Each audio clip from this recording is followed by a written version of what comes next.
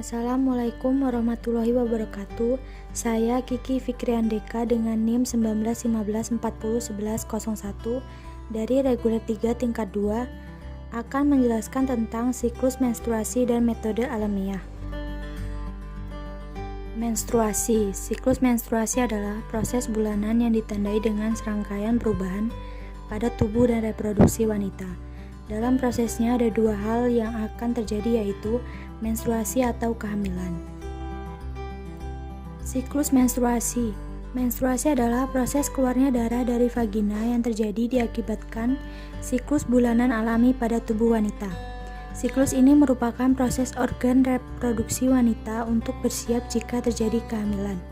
Persiapan ini ditandai dengan penebalan dinding rahim atau endometrium yang berisi pembuluh darah. Jika tidak terjadi kehamilan, endometrium akan mengalami peluruhan dan keluar bersama darah melalui vagina. Ada 4 fase siklus menstruasi. Siklus pertama terjadi pada hari pertama hingga kelima. Wanita biasanya akan mengalami pendarahan, dan pendarahan terberat akan terjadi di hari pertama dan kedua. Di fase ini akan terjadi gangguan seperti kram perut, lemas, bahkan bisa pingsan karena darah yang dikeluarkan sangat banyak. Siklus kedua terjadi di hari ke-6 dan ke-14. Pada siklus ini pendarahan berkurang bahkan berhenti. Lapisan terdalam rahim akan mempersiapkan terjadinya pembuahan. Lapisan akan menjadi tebal berisi banyak darah. Ini yang disebut masa subur. Perempuan rata-rata mengalami masa subur pada hari ke-10 hingga hari ke-17 setelah hari terakhir menstruasi. Siklus ketiga terjadi pada hari ke-14 sampai hari ke-25. Sel telur akan dilepaskan oleh salah satu ovari atau indung telur menuju tuba falopi atau bulu rahim dan rahim. Jika berhasil dibuahi, janin akan tumbuh di dinding rahim. Siklus keempat terjadi pada hari ke-25 sampai hari ke-28. Jika sel telur tidak dibuahi, akan terjadi perubahan hormon yang memberikan tanda bahwa penyimpanan lapisan rahim akan meluruh membawa darah bersama dengan sel telur. Berikut gambar penjelasan dari siklus menstruasi.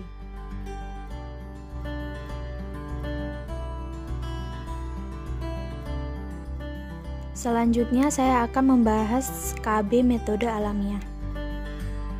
Apakah saudara mengetahui tentang KB alamiah? KB alamiah ada 3, yaitu MOB atau metode ovulasi Billing, metode suhu basal, dan metode pantang berkala atau kalender. Pada kali ini saya akan perkenalkan Anda untuk mempelajari salah satu metode, yaitu pantang berkala, yang memungkinkan Anda bisa memberikan pelayanan pada akseptor yang tidak menginginkan kontrasepsi dengan metode modern. Manfaat sebagai kontrasepsi maupun konsepsi. Kontrasepsi sebagai alat pengendalian kelahiran atau mencegah kehamilan. Konsepsi dapat digunakan oleh para pasangan untuk mengharapkan bayi dengan melakukan hubungan seksual saat masa subur ovulasi untuk meningkatkan kesempatan bisa hamil. Keuntungan. Metode pantang berkala lebih sederhana, dapat digunakan oleh setiap wanita yang sehat. Tidak membutuhkan alat atau pemeriksaan khusus dalam penerapannya. Tidak mengganggu pada saat berhubungan seksual. Kontrasepsi dengan menggunakan metode kalender dapat menghindari resiko kesehatan yang berhubungan dengan kontrasepsi. Tidak memerlukan biaya, tidak memerlukan tempat pelayanan kontrasepsi.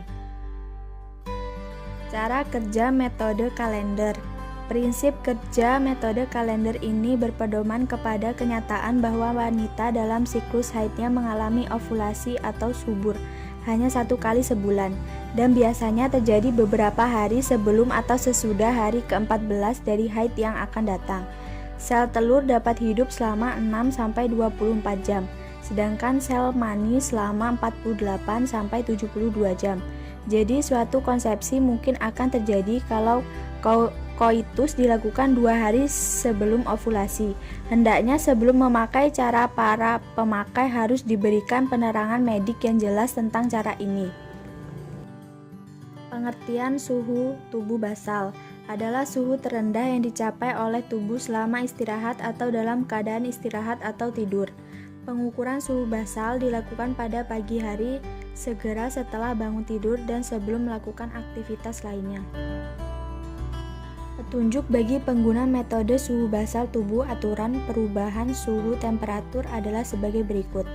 Suhu diukur pada waktu yang hampir sama setiap pagi, sebelum bangun dari tempat tidur. Catat suhu ibu pada kartu yang telah tersedia. Gunakan catatan suhu pada kartu tersebut untuk 10 hari pertama dari siklus haid untuk menentukan suhu tertinggi dari suhu yang normal dan rendah dalam pola tertentu tanpa kondisi-kondisi di luar normal atau biasanya. Abaikan setiap suhu tinggi yang disebabkan oleh demam atau gangguan lain. Tarik garis pada 0,05 derajat Celcius, 0,1 derajat Celcius di atas suhu tertinggi dari tubuh 10 hari tersebut. Garis ini disebut garis pelindung atau cover line atau garis suhu. Periode tak subur mulai pada sore hari setelah hari ketiga berturut-turut. Suhu tubuh berada di atas garis pelindung suhu basal. Hari pantang senggama dilakukan sejak hari pertama haid hingga sore ketiga kenaikan secara berurutan suhu basal tubuh atau setelah masuk periode masa tak subur. Masa pantang untuk senggama pada metode suhu basal tubuh lebih panjang dari metode ovulasi Billings. Perhatikan kondisi lendir subur dan tak subur yang dapat diamati. Terima kasih telah menyaksikan. Wassalamualaikum warahmatullahi wabarakatuh.